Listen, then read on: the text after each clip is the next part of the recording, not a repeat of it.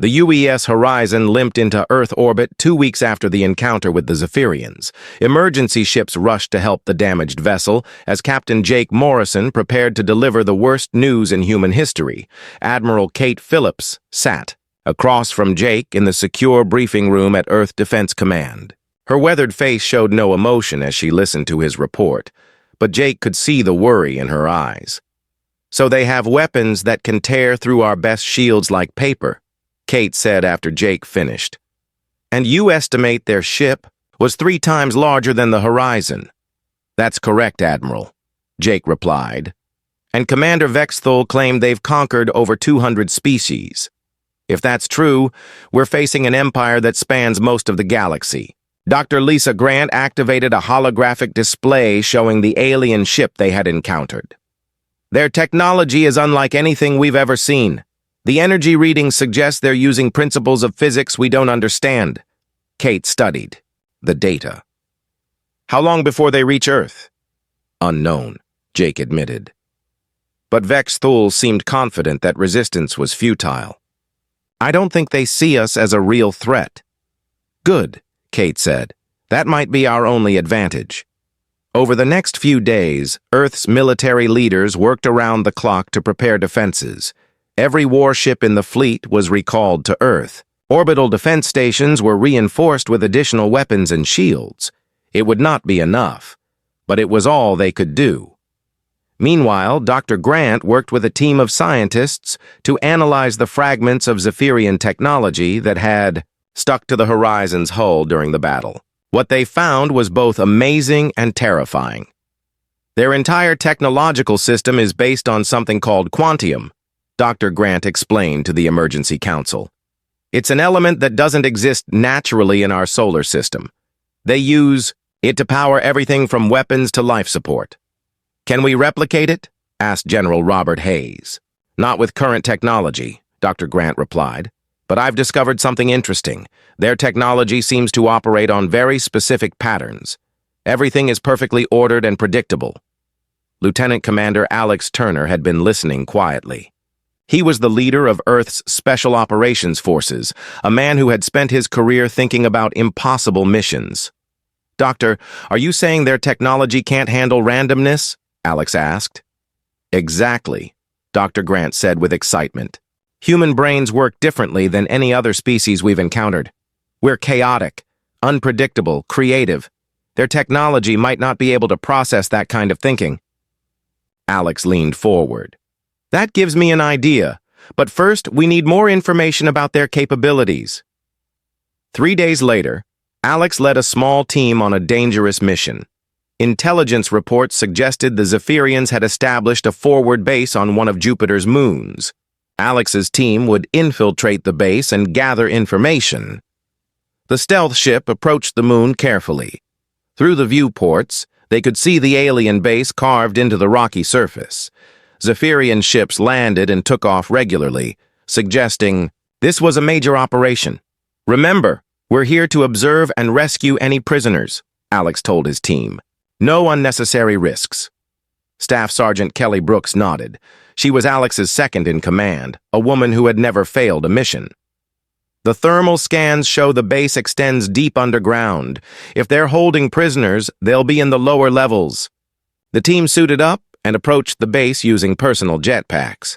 The low gravity made movement easier, but also more dangerous if they were spotted. Alex used cutting tools to open an entrance in an unused section of the base. Inside, the corridors were filled with a blue light that hurt their eyes. The walls were made of the same unknown material they had seen on the Zephyrian ship. Everything was perfectly smooth and geometric. "This place feels wrong," whispered Corporal Dan Miller. "Like it was built by machines instead of living beings." They moved deeper into the base, following Alex's scanner that detected human life signs. The Zephyrians they encountered were easy to avoid. The aliens moved in predictable patterns, following exact schedules that never varied. In the lower levels, they found what they were looking for. A series of cells held prisoners from various species. Most were aliens the team didn't recognize, but in the last cell, they found Chief Engineer Paul Davis. Paul was alive, but weak. The Zephyrians had been forcing him to work on their technology, trying to understand human engineering methods. What they discovered surprised them. "They can't figure out how we build things," Paul whispered as Alex freed him. "Our technology doesn't follow their patterns. We improvise, we modify, we take shortcuts. It drives them crazy." "Can you walk?" Kelly asked. "I think so," Paul replied. "But there's something else. They're planning something big. I overheard the guards talking about a massive fleet heading to Earth."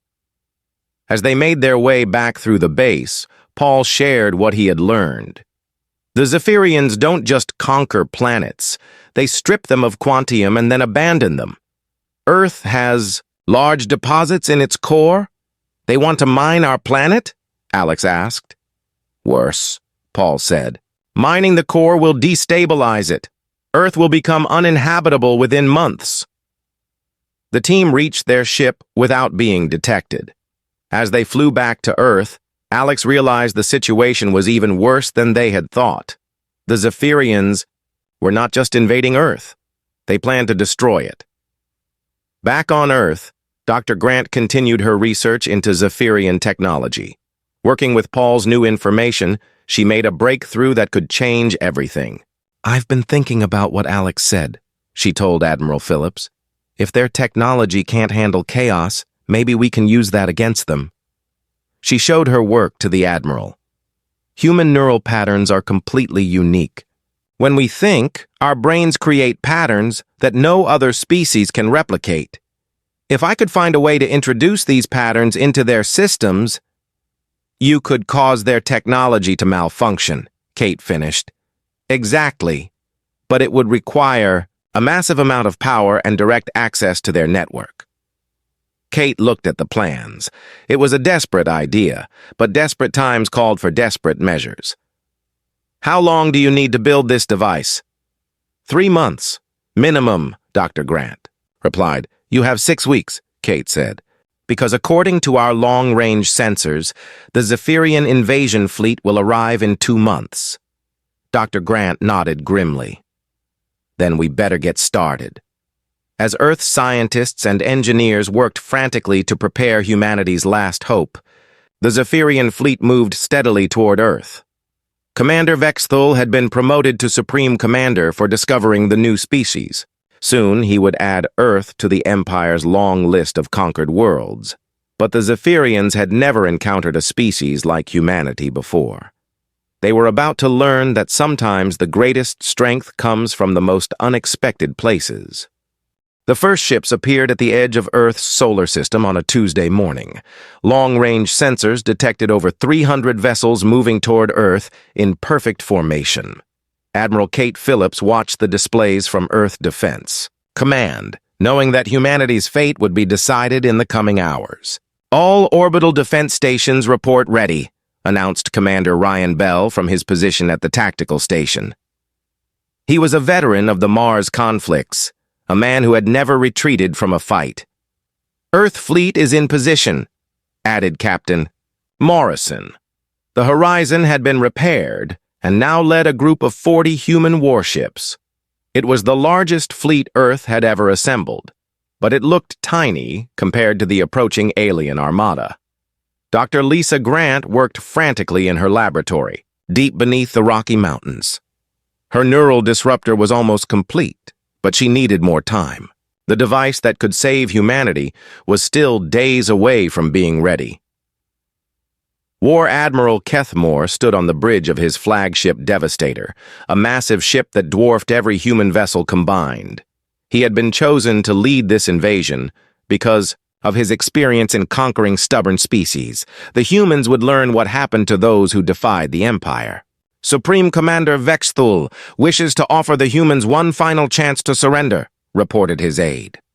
"Send the message," Kethmore replied, "though I suspect these creatures are too foolish to accept wisdom." The transmission reached Earth. Within minutes, Vexthul's image appeared on screens across the planet as he delivered his ultimatum. "People of Earth, I am Supreme Commander Vexthul of the Zephyrian Empire. Your military leaders have refused to submit to Imperial authority. You have 1 hour to surrender unconditionally or face the consequences of your defiance. Admiral Phillips stepped forward to reply. Commander Vex Thul, Earth will never surrender to tyrants. We stand ready to defend our world and our freedom. Vex Thul's expression showed no emotion. Then you have chosen extinction. Begin the assault. The first wave of Zephyrian fighters swept toward Earth's orbital defenses. Human ships moved to intercept them, their weapons firing streams of plasma and kinetic projectiles. For a few moments, it seemed like Earth might have a chance. Then the alien weapons began firing back. Energy beams that could cut through asteroid belts tore apart human ships in seconds. Advanced shields that had taken decades to develop were destroyed by single shots from Zephyrian vessels. Within 30 minutes, half of Earth's fleet was gone. Fall back to secondary positions, Admiral Phillips ordered. All remaining ships, protect the orbital stations. The defense stations lasted slightly longer than the ships. Their massive weapons managed to destroy several Zephyrian fighters before the aliens brought up their heavy cruisers. Beams of pure energy melted through the station's armor like it was paper. Captain Morrison fought desperately to keep the Horizon operational as alien fighters swarmed around it. Amy, get us behind that debris field, he shouted to Lieutenant Clark. Maybe we can lose them in the wreckage. The ship shook as another blast struck their failing shields. Shields down to 20%, reported Chief Engineer Paul Davis. We can't take much more of this. From Earth's surface, people watched in horror as burning debris fell from the sky. The orbital defenses that had protected them for decades were nothing but scattered metal floating in space. Begin planetary bombardment, War Admiral Kethmore commanded. Target major population centers first. Beams of energy struck cities around the globe. New York, London, Tokyo, and dozens of other cities erupted in flames as Zephyrian weapons turned buildings to ash. Millions of people fled from the urban areas as alien ships began landing ground forces. Commander Ryan Bell coordinated the resistance from an underground bunker in Colorado.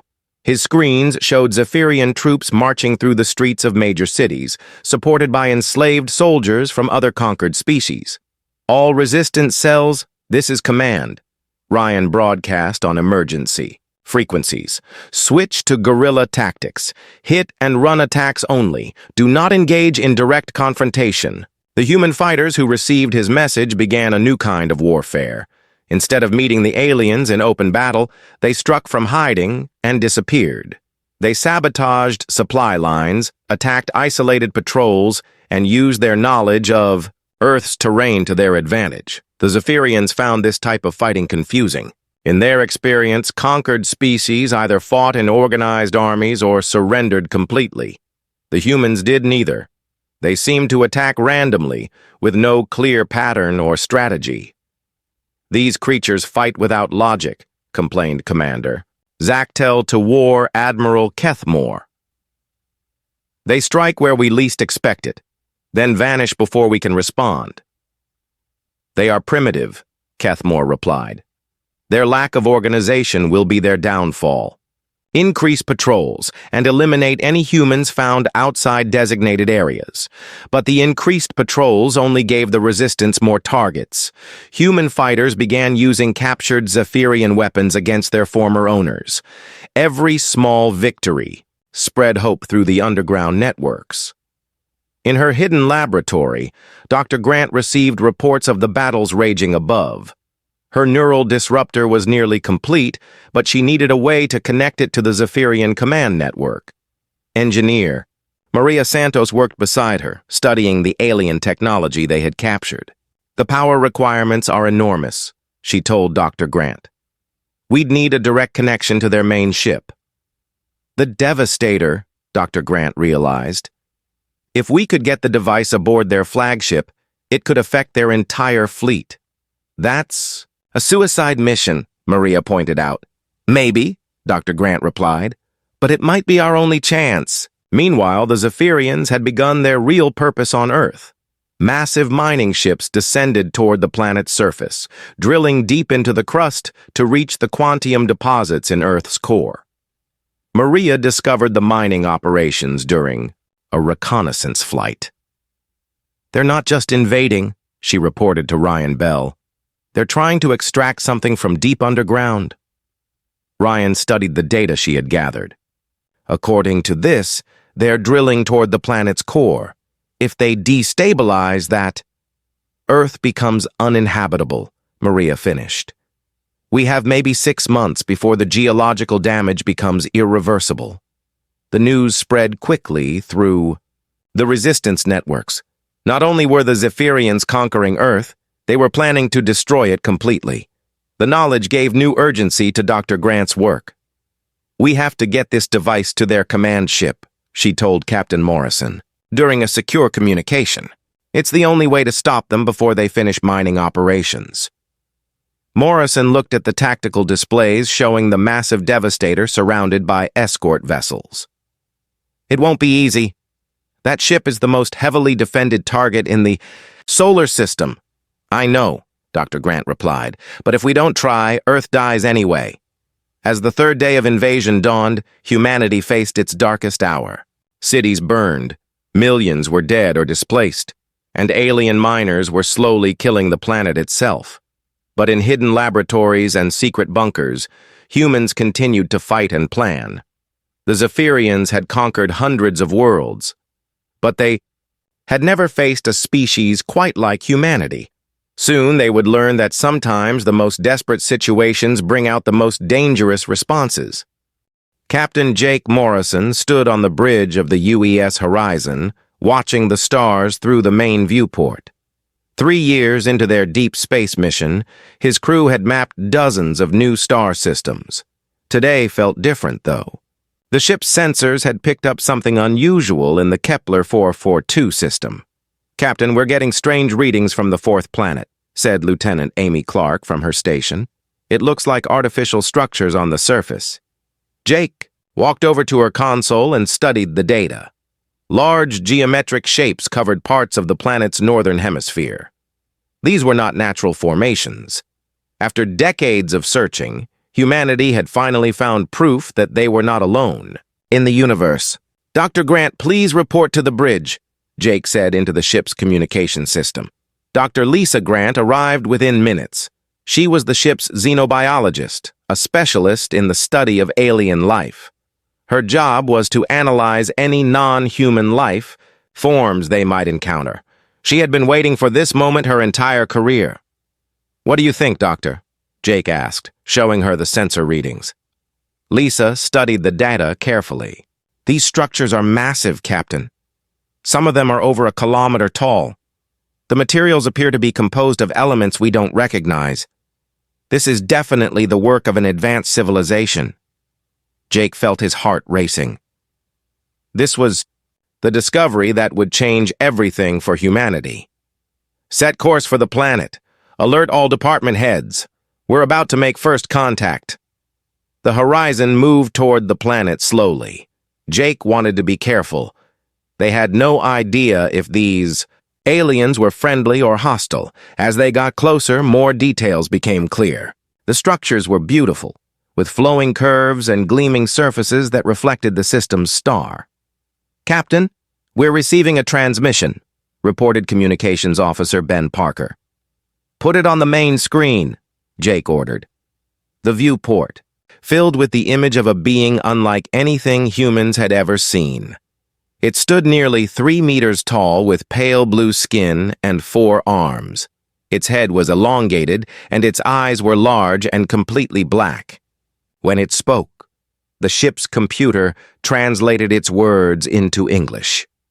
"Unknown vessel, you have entered Zephyrian space without permission. Identify yourselves immediately." Jake stepped forward. "I am Captain Jake Morrison of the United Earth. Ship Horizon. We come in peace, seeking to make contact with other intelligent species." The alien's expression remained cold. "I am Commander Vexthul of the Zephyrian Empire. Your species is unknown to us. You will surrender your vessel and submit to questioning."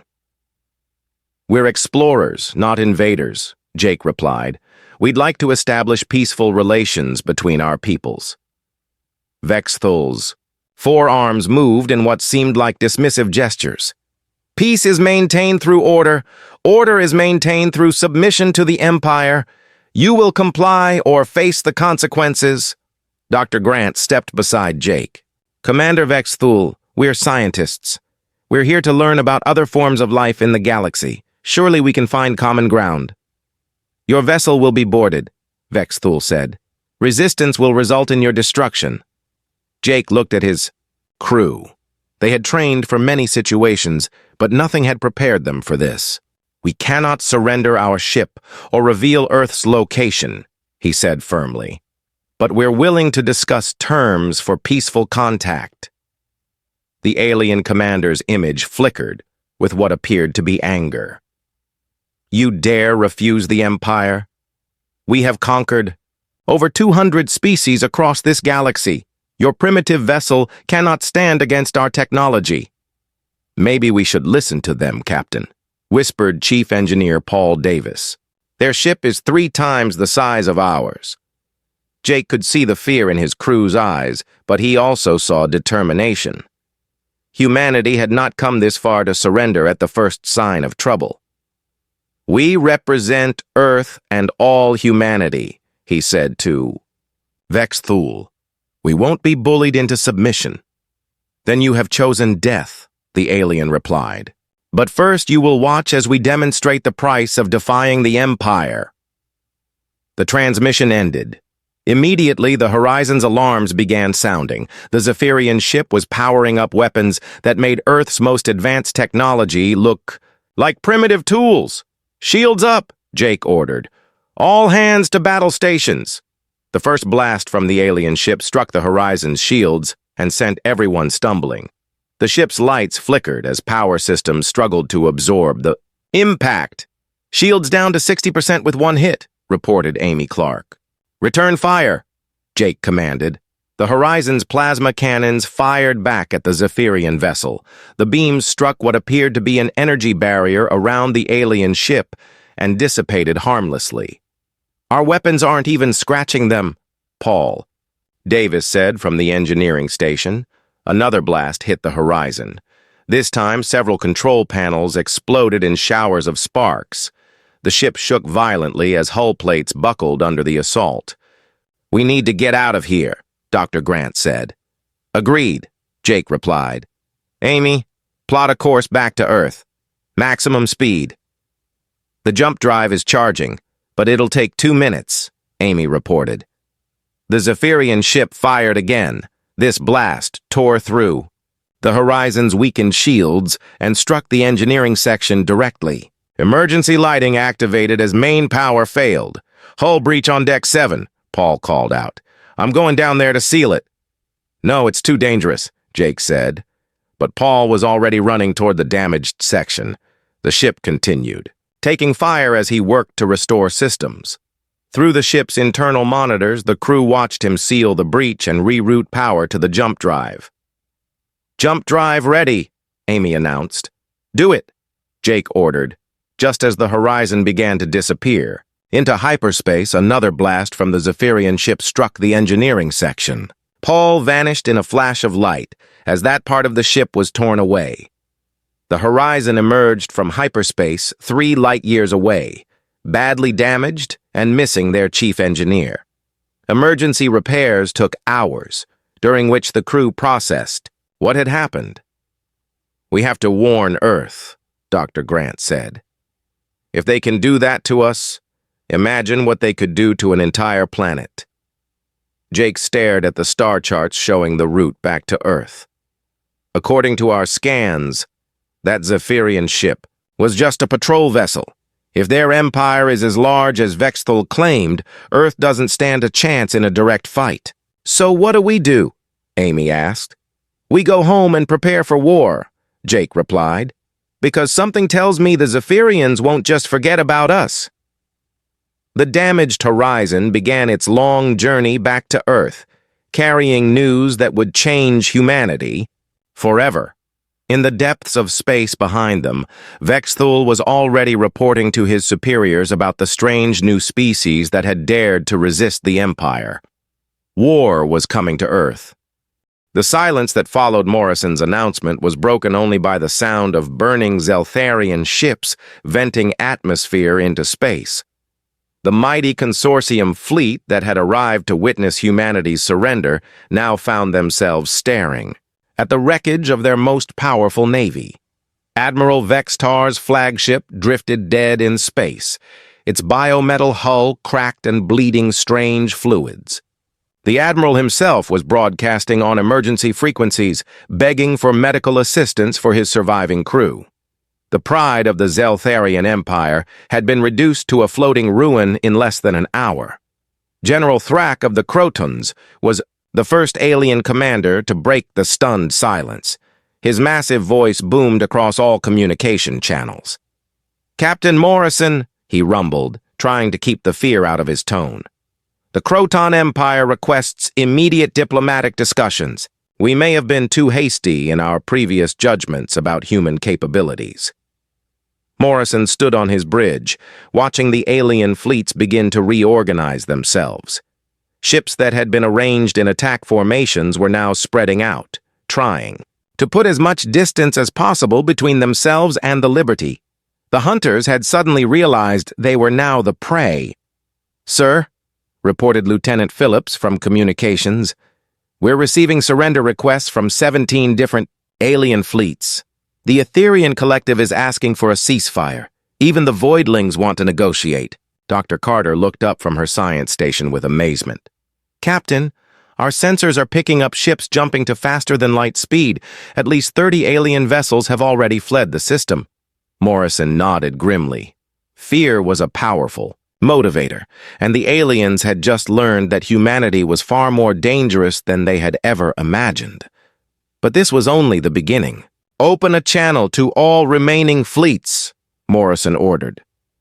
The view screen activated, showing his image being broadcast to every alien ship in the system. Morrison could see the fear in their various alien features as they realized they were at the mercy of the species they had planned to enslave. "This is Captain Morrison of the United Earthship Liberty," he began, his voice calm but carrying an undertone of steel. "I want to make something very clear to all of you. Humanity withdraws its application for membership in the Galactic Consortium." Murmurs of confusion rippled through the alien communications networks. They had expected demands for surrender or terms of conquest. Instead, the human was rejecting them. Morrison continued. "Furthermore, we are announcing the formation of the Terran Federation. We are now accepting applications from any species interested in joining an alliance based on equality and mutual respect rather than domination and fear." The impact of his words spread through the assembled fleets like a shockwave. The human wasn't just rejecting the consortium, he was challenging their entire system of galactic order. Commander Burke leaned over to Morrison. "Sir, we're getting priority transmissions from several smaller alien species. They're asking for immediate meetings with our diplomatic team." Morrison wasn't surprised. For centuries, the major powers of the consortium had bullied smaller races into submission. Those species had been waiting for someone strong enough to challenge the established order. General Thrak spoke again, his voice carefully controlled. "Captain Morrison, the Croton Empire has ruled our sector of space for 3,000 years. You cannot simply declare that system invalid." "Watch me," Morrison replied coldly. "Your empire was built on the belief that might makes right. You conquered weaker species because you could. Well, General, humanity is stronger than you are. By your own logic, we now have the right to reshape galactic politics however we see fit."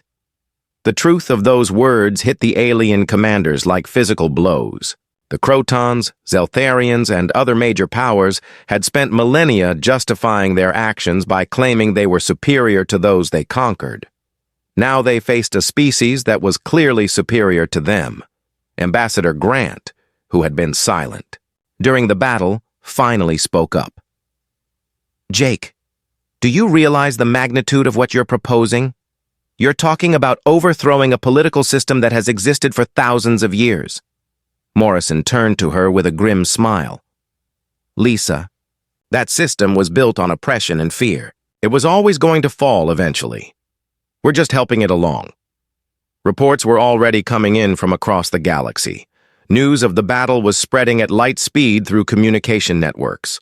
On dozens of worlds, oppressed species were beginning to revolt against their consortium overlords. The Zeltharian Empire found itself facing rebellions on 17 colony worlds within hours of the news breaking. The Croton military discovered that their tributary species were no longer interested in paying tribute. Smaller races that had been ground under the boot of galactic civilization for centuries were suddenly finding their courage. Dr. Carter looked up from her console with wonder. "Sir, we're receiving messages from over 40 different species. They all want to know how to join the Terran Federation." Morrison nodded. "Patch me through to our diplomatic corps on Earth. Tell them to prepare for the biggest recruiting drive." In human history, the Voidling Fleet Commander materialized on the view screen, its energy form flickering with what might have been nervousness. "Captain Morrison, the Voidling Collective wishes to understand the nature of your technology. Perhaps we could arrange a peaceful exchange of scientific knowledge." "Perhaps," Morrison replied, "but it will be as equals, not as masters teaching primitive students." One by one, the major powers of the consortium began requesting individual meetings with the human delegation. The proud empires that had arrived to witness humanity's surrender were now begging for mercy from the species they had planned to enslave. Chief Engineer Mitchell's voice crackled over the intercom. "Captain, all quantum systems are stable and ready for extended operations. Whatever we've built here, it's not going anywhere." Morrison smiled. The ancient technology that had made this victory possible was apparently built to last. Humanity would have time to study it, understand it, and maybe even improve upon it. Over the following days, the political structure of the galaxy underwent the most dramatic change in recorded history. The Zeltharian Empire collapsed as colony, after colony declared independence. The Croton military found itself fighting dozens of rebellions simultaneously. The consortium's authority crumbled as its member species realized they no longer had to obey orders from Earth's new rivals. Within a month, the Terran Federation had grown from a single human ship to an alliance of over 60 species. Worlds that had suffered under alien oppression for generations were finally free to determine their own destinies. The Liberty became the flagship of the new Federation, her captain promoted to Admiral of humanity's rapidly expanding fleet. But Morrison never forgot the lesson of that first battle. Power without responsibility led to tyranny. The Terran Federation would be different. Standing on his bridge, looking out at stars that no longer seemed hostile, Morrison reflected on how quickly everything had changed. The aliens had mocked his ship and underestimated his species. Their arrogance had cost them everything. Now humanity stood at the center of a new galactic order, one built on cooperation rather than conquest. The age of alien empires was over. The age of freedom had begun, and it had all started with one old warship that refused to surrender. The battle between the Liberty and the Sovereign's Wrath had been going on for 20 minutes, and the alien observers were growing more confused with each passing second. The human ship should have been destroyed in the first few moments. Instead, she was not only surviving, but actually winning. Admiral Vextar stood on his command bridge, watching damage reports flood in from all over his flagship. The primitive human weapons were cutting through his biometal armor like it was made of paper.